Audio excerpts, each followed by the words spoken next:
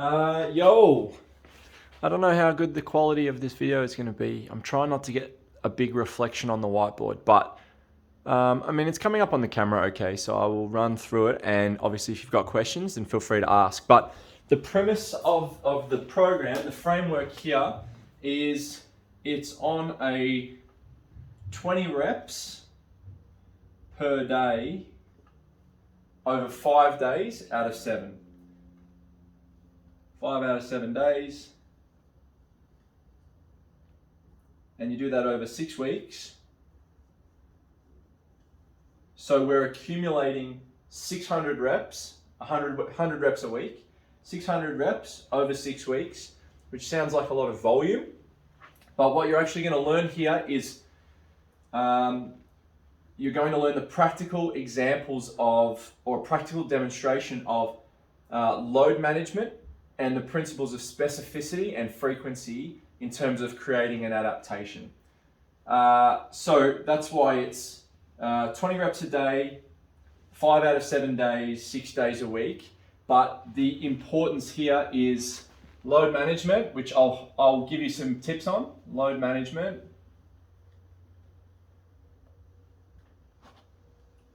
And a practical example, missed the A, of specificity and frequency in terms of creating an adaptation. In this example, I developed this framework. I don't even know if I developed it. I was inspired to put this framework together because I didn't like squatting and I wanted to get better at squatting. So I know, because I'm a pretty freaking good strength coach, specificity and frequency are two principles that underpin any adaptation that you want to make as a strength athlete or in strength in general. So all I've done, on day 1 of every week, which can start whenever you want, it doesn't matter, but on day 1 of every week, so 1 out of 5, you hit a heavy effort. It's either a heavy 3, week 2 is a heavy 5, 3 is a heavy 8, week 4 heavy 10, week 5 heavy 12, and week 6 heavy 15. We're trying to push these days in terms of RPE. Now I recommend Mike T's RPE reps in reverse system from Reactive Training Systems. There's a whole bunch of videos about it on YouTube. If you're not aware of this system, then shoot me a message. I'll find a YouTube link, or maybe I'll put it in the bottom of this YouTube video. So on these heavy days, we're hitting an RPE of around about an 8.5 to a 9. So we're pushing it, but we're not grinding the nervous system to a pulp. And then because it's 20 reps a day, we look at how many reps we've done in that heavy effort. So for this day 1, week 1, we've done 3 reps. Now we're left with 17 reps, and we need to parcel those reps out into sets as best we can without changing the reps around, or the sets around too much. So you get to choose whether or not you do volume at a significant load, or you spread that load out across your many sets and many reps. As an example, day 1, we've done a heavy 3, that leaves 17 reps. So we could do 3 sets of 6. That'll take us to 18 reps. It's okay to go over. Going over is great, it's just doing extras. There'll be some days where you hit the nail on the head, and there'll be some days where you go over. Just accumulate that volume gently, right? So we're doing a minimum of 600 squats, but when we do the math, it'll wash out to about 630, maybe 640 squats across the whole block. So we have 3 sets of 6, and that'll get us past that 17 reps left on day 1. We could also do 4 sets of 5 if we wanted to, and that'll get us past that 17, but we can't do 3 sets of 5, have 2 reps left, and then do a set of 3 or a set of 2. We want to be chunking it down to keep it really easy and manageable. Again, and we're learning load management, right? I use a system in here to base the percentages of what people hit on their heavy days, and then I apply some modalities for their back offs. But that's culminated from experience as a coach rather than an algorithm that I can just punch out, because it's going to be different for everyone. Some people aren't going to have the strength endurance to do 20 reps, even if they are chunked up, 20 reps in a whole session and do that in an hour. Whereas some people have a lot of strength endurance, but they aren't able to actually tap into that top end, like max strength potential. So they're going to struggle to hit load. It is all completely dependent on the individual. If they need help with it, that's what I'm here for as a coach, right? So we've done our day one example. We hit a heavy 3. As my example, I hit 135 for a heavy 3. And then I did 3 sets of 6 at 120, based off a few different percentages that I used and the RPE of my 135. Those 3 sets of 6 got me over the 17 reps left. So I did 21 reps for the day, walk away. That's it. That's the squatting component of my session done. And then I can do whatever the freaking hell I want. Day 2, which is the next day, I'm going to do 4 sets of 5, and it's got to be around about my first warm-up weight. Now, I warm up with red plates on the bar, 70 kilos.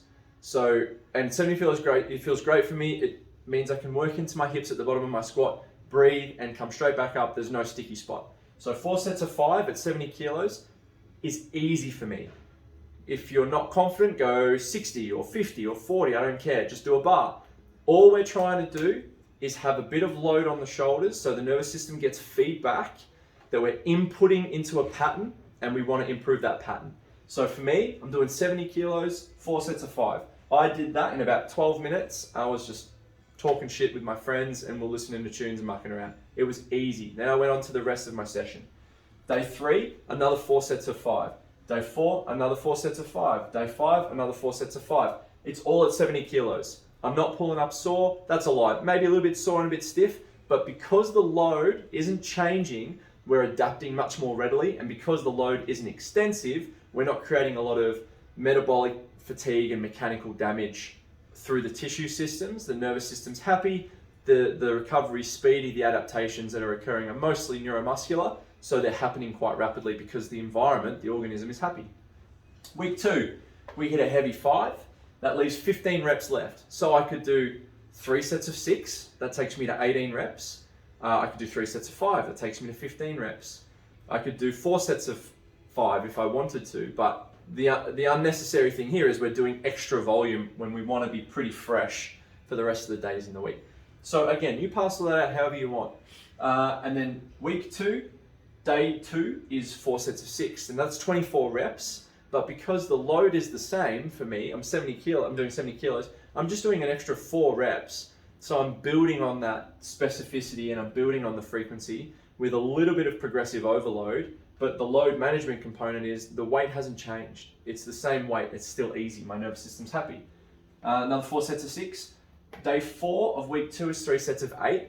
So I'm going to do 3 sets of 8. Guess what? 70 kilos again. Now, if I'm feeling flat, there's no reason I can't drop it to 60 or 65. These are still training days. It's a neuromuscular adaptation we're chasing across the block. But if you run this block 2 or 3 times, we should see the numbers on these green days go up because you're building strength endurance over 600 reps minimum of 6 weeks. So the strength endurance component is going to have a lot of benefits in terms of intra-set recovery and intra-session recovery when you're doing heavier days, or if you're wanting to develop other lower body lifts like an RDL or a deadlift.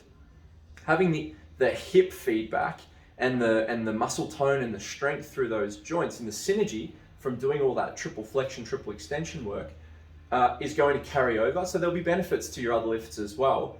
What was the other thing that I wanted to talk about? Oh yeah, and obviously because you're building the strength endurance element, your bottom for your max efforts goes up. So when I mean bottom, like you've got your top, which is a 10 out of 10, and your bottom, which might be a 7 out of 10 RPE. So I could definitely do 3 reps.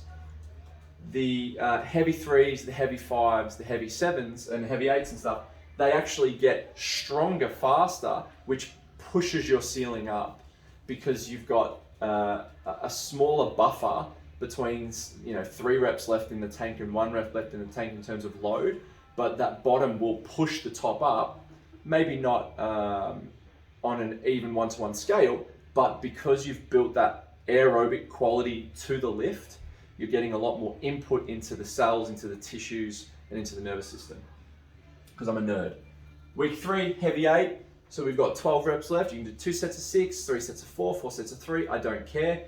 And then we've got 3 sets of 8, 3 sets of 8, 2 sets of 10, 2 sets of 10. Again, slight progressive overload because we've got more time under tension. So there's going to be a little bit more mechanical damage and a bit more metabolic fatigue. But that's okay. Like these are components to hypertrophy that we're not necessarily chasing, but are going to be benefits. And again, that bottom end pushes your top end up. When muscle tissue develops more cross-sectional area and we get more motor unit input, we get stronger. So we're developing our strength from an endurance perspective, but we're doing it concurrently with loaded days as well for the neural input. Week 4, same again, it's 10 reps, heavy 10. So we're pushing that, 8.5 to a 9. And then we've got 10 reps left. We can do another set of 10 at or a bit lighter, or we could do 2 sets of 5 or 2 sets of 6, it doesn't matter. 3 by 8, 2 by 10, 2 by 10, 2 by 10. Week 5, heavy 12, 8 sets left. You could do 2 sets of 6, 2 sets of 5, 2 sets of 4, 3 sets of 3. And then week 5, day 2, 2 sets of 10, 2 sets of 12, 12, 12, progressive overload. And then in our week 6, we've got a heavy 15, leaves you with 5 reps left. I recommend normally just 2 sets of 3. Pick 2 sets of 3 and something that's relatively heavy from a back off set that you did back in one of these heavier days. Chuck it on and just see how it feels. So we can get a little bit of that load feedback, pure load feedback from the weight rather than just from the neural fatigue. Then in our last week, 2 sets of 10, 3 sets of 8, 4 sets of 5, 4 sets of 5. You can choose to have a week off, or you can kind of super compensate into a heavy single. Hit that heavy single, see how it feels. Because of all that specificity and frequency, take advantage of it while it's there. Super compensate into a heavy effort, walk away from it, write it down, have a week or 2 off, and then you can run the block again. There's no reason this couldn't be deadlift specific, bench press specific, fucking bicep curl specific, I don't care. But it's a lot of fun because of the frequency, and you get to build sessions around the squatting sessions, which I found really engaging, and actually it kind of encouraged me to train more anyway throughout the week. So there's the benefits, that's the framework of the system. If you want help with numbers, that's what I do as a coach, so feel free to hit me up. I can put you on an online membership for 6 weeks and we can roll it through if you want to have a feel of it. But if you want to play with it, please play with it. All I ask is tag me on social media because it's great for my brand, and give me feedback. Tell me how you feel about it. Tell me the benefits that you found. Tell me some of the things that you've not enjoyed. Maybe we can find a few obstacles that we can overcome together. So yeah, hopefully that's an in-depth approach to the framework. I didn't want to just give you a basic skeleton. I wanted to give you some context so that you can go away and have a real play with it. So yeah, I hope you really like that. And yeah, let me know how it goes.